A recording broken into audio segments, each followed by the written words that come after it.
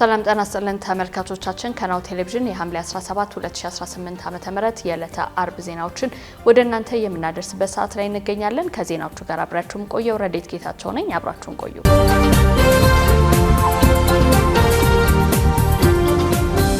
አርስተ ዜና የሀገራዊ ምክክር ጉባኤው በስኬት እየተካሄደ መሆኑን ዋና ኮሚሽነር ፕሮፌሰር መስፍን አርአያ ገለጹ። የፌደራል መሶብ የአንድ ማዕከል አገልግሎት በመጪው 3 ዓመታት ተቋማዊ አቅምና ዝግጁነትን ለማሳደግ እየሰራ መሆኑን አስታወቀ። ወደ ውጪ ስናልፍ እስራኤል በጋዛ ባደረሰችው የቦምብ ጥቃት 2 ፍልስጤማውያን ተገደሉ።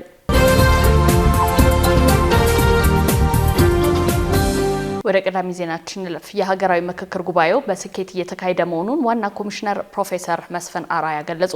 የኢትዮጵያ ሀገራዊ ምክክር ጉባኤ ስኬታማ በሆነ መልኩ እየተካሄደ እንደሚገኝ የኢትዮጵያ ሀገራዊ ምክክር ኮሚሽን ዋና ኮሚሽነር ፕሮፌሰር መስፍን አርአያ ገልጸዋል። ዋና ኮሚሽነሩ የኢትዮጵያ ሀገራዊ ምክክር ጉባኤ ሂደትን አስመልክቶ ሐምሌ 16 ቀን 2018 ዓ.ም ለመገናኛ ብዙሃን መግለጫ ሰጥተዋል። በመግለጫቸውም የሀገራዊ ምክክር ጉባኤው ስኬታማ በሆነ መንገድ እየተካሄደ ነው ብለዋል። ተመካካሪዎቹ ቡድን ተከፋፍለው በተመደቡባቸው አጀንዳዎች ላይ ውይይት ማድረግ መቀጠላቸውን ነው የተናገሩት። በተጨማሪም ተመካካሪዎቹ ሀሳባቸውን በነጻነት እያንሸራሸሩ እንደሆነና ይህም ለቀጣይ ምዕራፍ ውይይቶች መደላደል እንደሚፈጥር አመልክተዋል። በማህበራዊ ሚዲያ በሚተላለፍ መረጃዎች ላይ ጥንቃቄ እንዲደረግና ትክክለኛው መረጃ ከኮሚሽኑ ብቻ መከታተል እንደሚገባም አሳስበዋል። የኢትዮጵያ ሀገራዊ የምክክር ጉባኤ ከሐምሌ 8 ቀን 2018 ዓ.ም አንስቶ እየተካሄደ ይገኛል።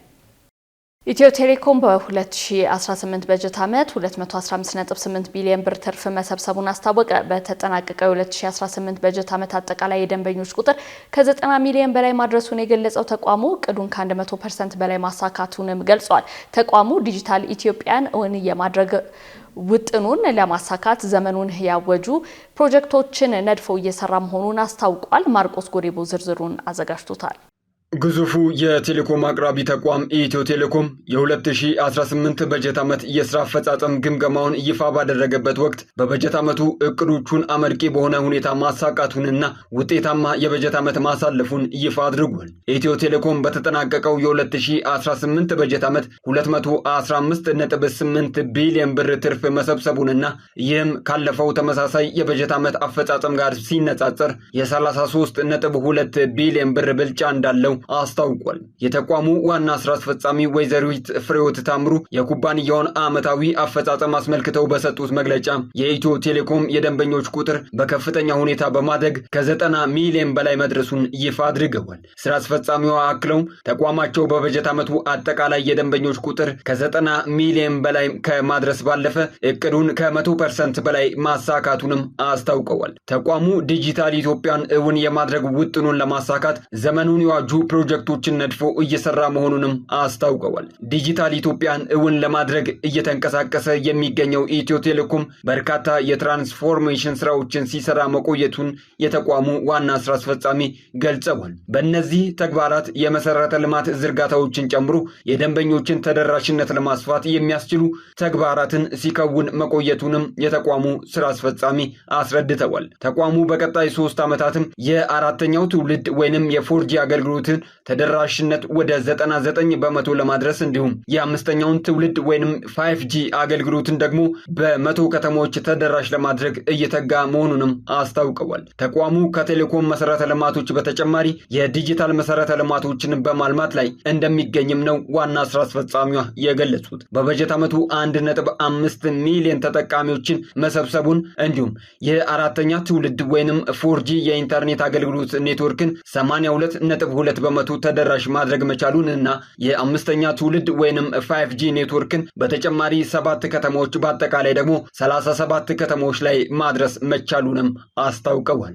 የ4G አገልግሎትን ተደራሽ ከማድረግ አንጻር በርካታ ስራዎች ተከናውነዋል። በበጀት ዓመቱ ተጨማሪ 264 ከተሞቻችን የ4G አገልግሎት እንዲያገኙ ሆኗል ማለት ነው። እንደምታዩት በአጠቃላይ እስካሁን የገነባ ነው ማለት ነው 1200 ከተሞች የ4G አገልግሎት እያገኙ ነው ማለት ነው። ይሄ ትልቅ እድገት ነው። እንደምታዩት አጠቃላይ ፖፑሌሽን ከቨሬጁ በሀገር ደረጃ ያለን 82.2 ሆኗል ማለት ነው የ4G ከቨሬጃችን ማለት ነው።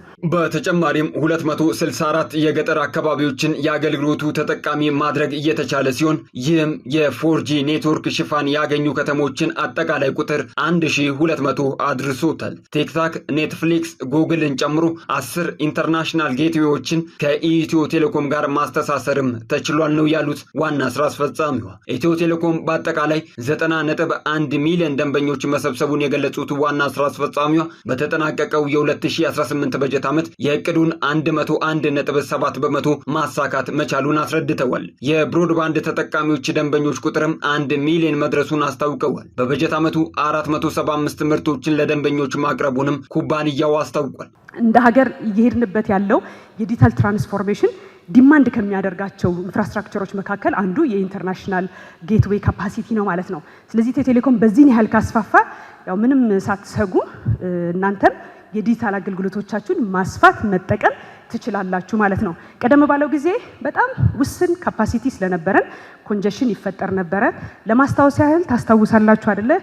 ወደ 6 ዓመት እንደዚህ ወደ ኋላ በወስዳችሁ በጅቡቲ ያለው ተቋርጦብናልና ይቅርታ አድርጉልን፣ ጠብቁን፣ ይጠገናል እንደዚህ እንላችሁ ነበር። አሁን ተረስቷል እሱ።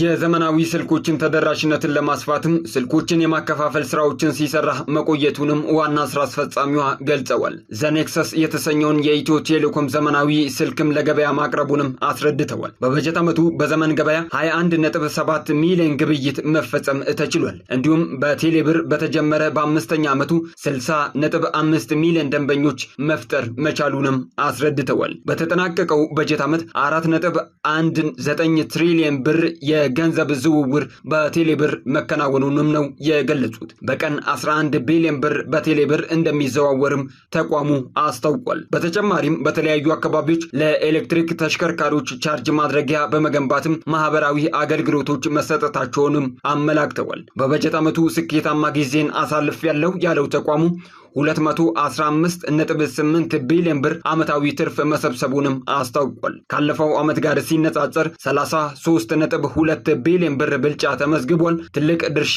ከሞባይል ዳታ የተገኘ ሲሆን 31.1 በመቶ ድርሻ አለው። ድምጽ 23.5 በመቶ ድርሻ ያለው ሲሆን 3.6 በመቶ ገቢ ደግሞ ከቴሌብር የተገኘ ገቢ መሆኑንም አስረድተዋል። ስለዚህ በበጀት ዓመቱ 215.8 ቢሊዮን የኢትዮጵያ ብር ማለት ነው ጀነሬት አድርገናል ማለት ነው። አይ ነው አዲስ አበባ በከፍተኛ ፍጥነት እያደጉ ካሉ የአፍሪካ የቱሪዝም መዳረሻ ከተማዎች አንዷ መሆኗ ተገለጸ። አዲስ አበባ አጠቃላይ የከተማ ልማትና የመሰረተ ልማት ግንባታዎችን በማስፋፋት እንዲሁም በርካታ ዓለም አቀፍ ጉባኤዎችን በማስተናገድ በፍጥነት እያደጉ ካሉ የአፍሪካ የቱሪዝም መዳረሻዎች መካከል አንዷ መሆኗ ተገልጿል። የአዲስ አበባ ቱሪዝም ኮሚሽን እንደገለጸው ከተማዋ በተጠናቀቀው የበጀት ዓመት ከ221 በላይ ዓለም አቀፍ ጉባኤዎችንና ሁነቶችን ማስተናገድ ችላለች። ይህም በባለፈው ዓመት ከተመዘገበው 150 ዓለም አቀፍ ሁነቶች ጋር ሲነጻጸር ከፍተኛ እድገት እያሳየ ነው። ለዚህ አዎንታዊ ለውጥና ለከተማዋ ዓለም አቀፍ ገጽታ መገንባት ዋና ምክንያት የሆነው በከተማዋ እየተካሄደ ያለው የኮሪደር ልማት ፕሮጀክት መሆኑ ተገልጿል። ፕሮጀክቱ ዋና የከተማዋን ክፍሎች ማዘመኑ፣ የህዝብ መዝናኛ ቦታዎችን ማሻሻሉና ትራንስፖርትን ማቃለሉ ለጎብኚዎቹ ምቹ ሁኔታውን ፈጥሯል ተብሏል። የቱሪዝም ዘርፉ በኢትዮጵያ አጠቃላይ የኢኮኖሚ ማሻሻያ መርሃ ግብር ውስጥ እንደ አንድ ስትራቴጂካዊ የኢኮኖሚ ጉዞ የተወሰደ ሲሆን መንግስት ዘርፉን የኢንቨስትመንትና የስራ ዕድል ፈጠራ ዋነኛ ምንጭ አድርጎ እንደሚመለከተው ተገልጿል። በተጨማሪም የኮንፈረንስ ቱሪዝም ማደግ መዲናዋ በአፍሪካ ቀዳሚ የስብስብና የሁነቶች መዳረሻነቷን ያጠናክርላታል ሲባል ይህም ለሆቴል፣ ለትራንስፖርትና ለባህል አገልግሎት ዘርፎች ተጨማሪ የገበያ ፍላጎት መፍጠሩም ተመላክቷል። የፌዴራል መሶብ የአንድ ማዕከል አገልግሎት በመጪው 3 ዓመታት ተቋማዊ አቅምና ዝግጁነትን ለማሳደግ እየሰራ መሆኑን አስታወቀ።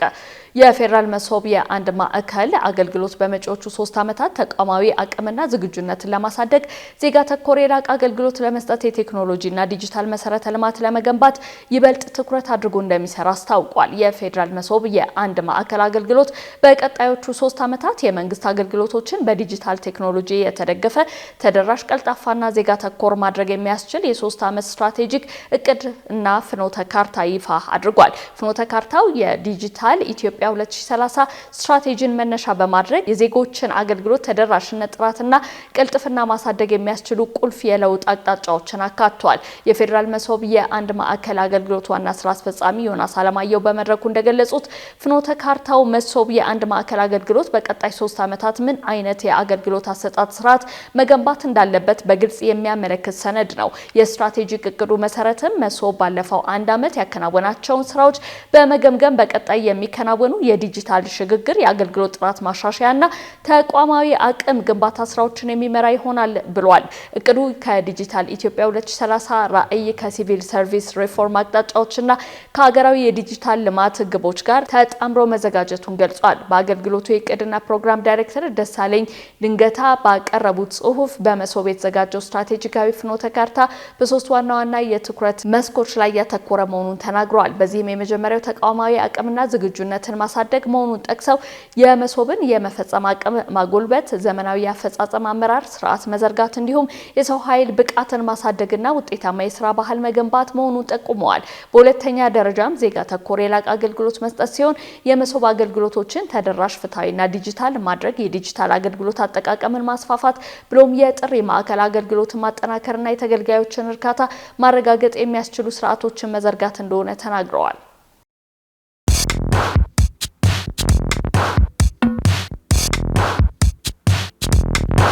የማድረስ አገልግሎት የወደፊት ዕጣ ፈንታ እዚህ ደርሷል። በትሩዝ የታገዘም ትሩዝ ዴሊቨሪን እናስተዋውቆ።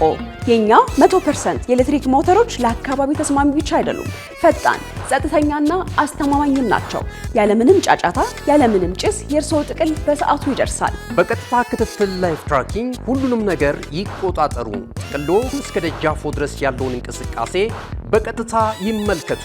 ደህንነት ቅድሚያ የምንሰጠው ጉዳይ ነው። በእኛ የተቀባይ ማረጋገጫ ሪሲቨር ኮንፈርሜሽን ዘዴ ጥቅሎ በትክክለኛው እጅ መግባቱ እናረጋግጣለን። እርስዎ ያረጋግጣሉ፣ እኛም እናስረክባለን። እገዛ ይፈልጋሉ? ቡድናችን ሁልጊዜ በ8194 ዝግጁ ነው። ትሩዝ ዴሊቨሪ ለአካባቢ ተስማሚ፣ ደህንነቱ የተጠበቀና የቀጥታ ክትትል ያለው። ዛሬውኑ በ8194 ይደውሉ። ተመልካቾቻችን ያላችሁት ነው ቴሌቪዥን ላይ ነው። አሁን ደግሞ ወደ ውጭ ዜናዎች እናልፋለን። ሱዳን የሁቲ አማጽያን የማዕቀብ ዛቻ በቀይ ባህር የንግድ መስመር ላይ ከፍተኛ ስጋት መደቀኑን ገለጸች። የሱዳን ውጭ ጉዳይ ሚኒስቴር ባወጣው ይፋዊ መግለጫ የየመኑ ሁቲ አማጽያን በሳውዲ አረቢያ ወደቦች ላይ ያቀረቡት የባህር ማዕቀብ ዛቻ በቀይ ባህር የመርከብ ንግድ መስመር ላይ ቀጥተኛና አሳሳቢ ስጋት መደቀኑ ገልጿል። የሱዳን ውጭ ጉዳይ ሚኒስቴር የሁቲዎችን እንቅስቃሴ በጥብቅ ያወገዘ ሲሆን ድርጊቱ የቀይ ባህር አጎራባች ሀገራትን የኢኮኖሚና የደህንነት ጥቅም የሚጎዳ ነው ሲሉ ኮንነውታል። ሚኒስቴሩ አክሎም ሳውዲ አረቢያ የባህር ወደቦቿንና የሀገሯን ሉዓላዊ ደህንነት ለማስጠበቅ ለምትወስደው ማንኛውም ህጋዊ እርምጃ ሱዳን ሙሉ ድጋፏን እንደምትሰጥ ያረጋገጠ ሲሆን ዓለም አቀፉ ማህበረሰብም በሁቲ ቡድን ላይ አስፈላጊውን ተጽዕኖ ጫና እንዲያደርግ ጥሪ አቅርቧል። ይህ በዲፕሎማሲ ደረጃ የተሰጠው የማስጠንቀቂያ መግለጫ የወጣው ሁቲዎች ያስተላለፉትን ማስጠንቀቂያ አልተቀበሉም ያላቸውን 6 የነዳጅና የንግድ መርከቦች አቅጣጫዎችን አስቀይረው እንዲመለሱ ማድረጋቸውን ባወጁበት ወቅት ነው። ከ10 እስከ 15 በመቶ የሚሆነው የዓለም አቀፍ የባህር ንግድ እንቅስቃሴ የሚያልፍበት የቀይ ባህር መስመር ላይ እንዲህ አይነት የደህንነት ስጋት መደቀኑ በዓለም አቀፍ የነዳጅና የንግድ ገበያ ላይ ከፍተኛ መዛባትንና የዋጋ ንረት ሊፈጥር እንደሚችል የኢኮኖሚ ባለሙያዎች ስጋታቸውን በመግለጽ ላይ ይገኛሉ። በመጨረሻም እስራኤል በጋዛ ባደረሰችው የቦምብ ጥቃት 2 ፍልስጤማውያን ተገደሉ። እስራኤል በበርካታ አካባቢዎች የጋዛ ተፈናቃዮችን ለቀው እንዲወጡ ትዕዛዝ ካስተላለፈች በኋላ ባደረሰችው የቦምብ ጥቃት 2 ሰዎች መገደላቸውን የሕክምና ምንጮች መግለጻቸውን አልጀዚራ ዘግቧል። በትላንትናው ዕለት ተፈጽሟል የተባለው ጥቃት ባለፈው ዓመት በአሜሪካ አደራዳሪነት ወደ ስራ የገባው የተኩስ አቁም ስምምነት ቢኖርም በእስራኤል ጦር እየተፈጸመ ያለው የከባድ እርምጃዎች አካል ነው ተብሏል። በቡሬጅና በጃባሊያ የስደተኞች መጠለያ ካምፖች እንዲሁም በጋዛ ከተማ ዘይቱንና ታል አል ሀዋ በተሰኙ ሰፈሮች ላይ በእስራኤል አየር ጥቃቶች ምክንያት ቤቶች ፈራርሰዋል ተብሏል። በተመሳሳይ በከተማዋ ደቡብ ምስራቅ ላይ በዘይቱን ሰፈር ህንፃ ላይ በደረሰ የቦምብ ጥቃት በርካታ ሰዎች ቆስለዋል ሲሉ የአልሃሊ ሆስፒታል ምንጭ ለአልጀዚራ ተናግረዋል። እዚህ ያላችሁ ቤተሰቦች ለቃችሁ ውጡ፣ ትዕዛዝ ከአንድ ቦታ ወደ ሌላ ቦታ ከመዘዋወር በላይ ትርጉም አለው ያሉ ሲሆን ብዙ ጊዜ በሌሊትና በድንጋጤ ውስጥ ሆነው የሚኖሩትን መጠለያ ጥለው መሄድ ከባድ እንደሆነ በማንሳት ብዙ ሰዎች የሚሄዱበትን ሌላ ቦታ ስለሌላቸው በጎዳና ላይ ለመውጣት እንደሚገደዱ ከቦታው የነበሩ ዘጋቢ ገልጸዋል። እስራኤል በጋዛ ላይ የተካሄደ ባለው ጥቃት ቢያንስ 73311 ፍልስጤማውያንን መግደሉን የሚገልጹት የአካባቢው የጤና ባለስልጣናት እነዚህም ውስጥ እንደ አውሮፓውያኑ አቆጣጠር ከጥቅምት 2025 የተኩስ አቁም ስምምነት ወዲህ ከ1185 የሚበልጡ ሰዎች ይገኙበታል። ካሽጎ በየትኛውም ዓለም ሆነው በማንኛውም ሰዓት ለወገኑ የሚደርሱበት ፈጣን የገንዘብ መላኪያ ተከፈተሎ። ማስተርና ቪዛ ካርዶን በመጠቀም ከ5 እስከ 20 ዶላር የሚልኩበት አዲስ የገንዘብ መላኪያ መንገድ። ካሽጎን ለየት የሚያደርገው የትኛውም የገንዘብ ዝውውር በፍጥነት አገልግሎት ከመስጠቱም ባሻገር ለማንኛውም አገልግሎት ምንም አይነት ክፍያ አለመጠየቁ ነው። በሀገራችን ታሪክ ገንዘብን ከውጪ ወደ ሀገር ቤት በማስተላለፍ በመተግበሪያ መልክ አገልግሎት መስጠት የጀመረው የመጀመሪያው ሀገር በቀል የገንዘብ መላኪያ ዘዴ ካሽጎ ከ4500 በላይ ባሉ የባንክ ቅርንጫፎች አገልግሎት እየሰጠ ይገኛል። ገንዘቦን በሰኮንዶች ልዩነት ውስጥ ይፈልጉ በአካውንቶ ወይንም በእጆ ቆጥረው የሚወስዱበት ልዩ ዘዴ። በቅርቡ ሁሉንም ኢትዮጵያዊ ባለቤት ለማድረግ ጉዞ የጀመረው ካሽጎ ዛሬውኑ መተግበሪያውን በስልኮ ላይ በመጫን የአገልግሎቱ ተጠቃሚ ሆኑ። ፍጥነት መለያችን፣ ኢትዮጵያን መክፈቻችን፣ ካሽጎ ነው መላኪያችን። ካሽጎ የአዲሱ ትውልድ ብራንድ። ተመልካቾቻችን ዜናዎቻችን እነዚህን ይመስሉ ነበር። ከዜናዎቹ ጋር አብሬያችሁ የቆየሁት ረዲት ጌታቸው ነኝ። ጤና ይስጥልኝ።